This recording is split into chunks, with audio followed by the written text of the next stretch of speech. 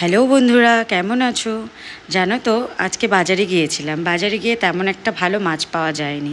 তো ভাবলাম কি করি, এখানে রুই কাতলা ছাড়া তেমন কোনো মাছই পাওয়া যায় না।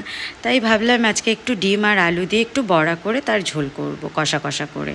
তাই জন্য আলুটাকে ভালো করে নুন দিয়ে সেদ্ধ করে, পেঁয়াজ কুচি, রসুন কুচি, একটু আদা কুচি, একটু কাঁচা লঙ্কা কুচি, সমস্ত কিছু নুন, হলুদ, লঙ্কার গুঁড়ো, একটু মিষ্টি, একটু কালো জিরে দিয়ে ভালো করে ওই আলুটাকে ডিমের সাথে মেখে একটু আটা দিয়ে একটু শক্ত শক্ত করে তেল গরম করে লাল লাল করে ভেজে সুন্দর করে কষা কষা করে একটা মশলা বানালাম। আদা বাটা, জিরে বাটা যেরকম হয়, তেজপাতা তেলে ফোড়ন দিয়ে টমেটো দিয়ে এবার মশলাটাকে ছেড়ে দিলাম।